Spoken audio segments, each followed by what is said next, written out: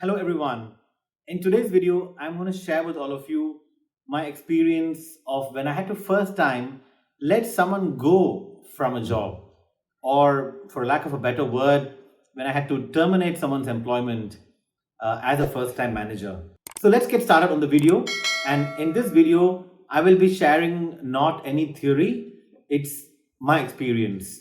So what you will be able to learn is when someone is not delivering good performance, how do you let them go with a lot of dignity and with positivity? Now, you must be wondering, how can you let someone go with positivity? But wait till you listen to this experience, and I hope you will all learn from this. So, this was way back in 20. So, this was way back in 2010, around 2010, when I was just about 1 year old as a manager. And we had one particular employee. He was a middle level manager. He was not a junior manager. He was a middle level manager, been in the company for about 7, 8 years, had a very respectable track record, was well known within the organization as well. And the person was directly reporting to me. So we had about a 1 year working experience together. About 4 or 5 months into my tenure, I observed that he had performance issues.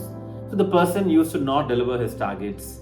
I used to have regular coaching sessions with him. I used to give him a lot of suggestions on how he could improve himself and how he can do even better in future. But he never used to take all these things seriously. Though he had his heart in the right place, but he just wasn't able to pick himself up. I tried to dig deep into if there is any aspect of personal life that is impacting his work performance. I tried to, first of all, develop a strong emotional bond. So, point number one is always, before you start thinking about terminating people, you need to make sure that you know them very well and they know you very well as well. So, over the time that I was working with this person, I developed a very strong emotional bond. He knew my family, I knew his family. I called him to stay with me, like beyond just work stuff. We used to have a drink together.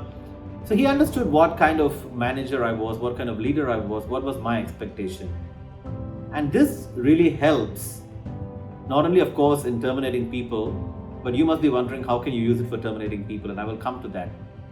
When you are emotionally connected with someone, you are able to have an open heart-to-heart conversation. So when this person wasn't doing well, he already had become a good friend, and I could go and tell him that, hey, I'm really trying to help you succeed. Why aren't you doing what is expected of you? So it's like, imagine your best friend comes and tells you that what you're doing is wrong. You do feel upset for letting this person down. So this employee started feeling bad that he let me down. The second thing that I did was I never confuse the issue and the person. Always attack the issue, not the person. So when I have a conversation, I used to tell him, I don't have a problem with you. I only have a problem with your performance. You are a great person. You are a great friend. But your performance is impeding your success. Imagine if you were able to deliver superior performance, you could be the next best thing in the organization. I showed him how I believed in him, how I think he could have done a better job, but he let himself down. I told him that he was the reason for this situation, not me or the company. Of course, we have to rewind a little bit. And the third point is, you can't have this termination discussion if you have not done enough.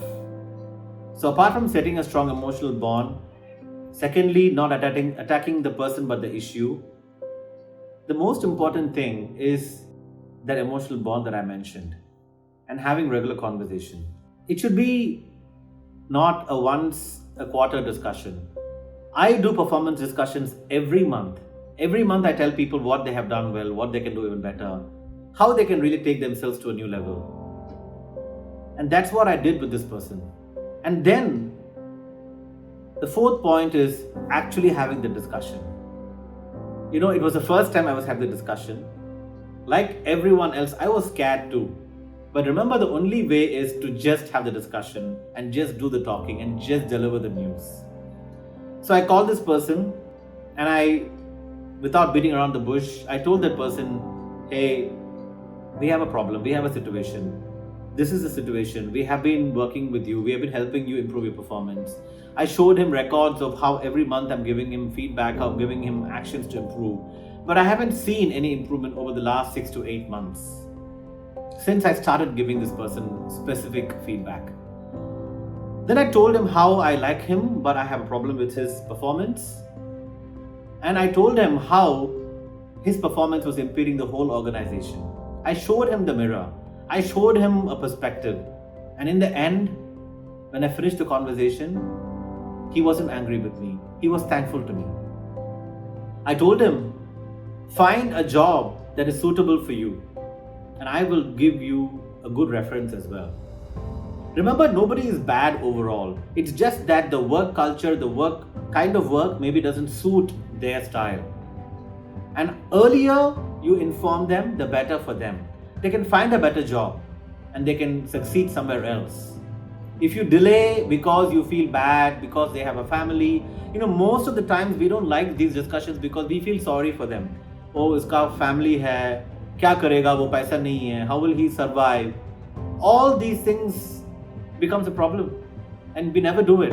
And then when they're almost 50, 55 years old, we tell them, sorry, we don't need you anymore. Don't you think that's rude? That's bad? They can't even find a job at this age. So if you want to let someone go, do it soon. You're actually helping them live a better life. Their life doesn't have to be only with your organization.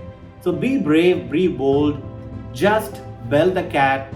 But as I said, the most important thing is be soft on the person, be tough on the issue.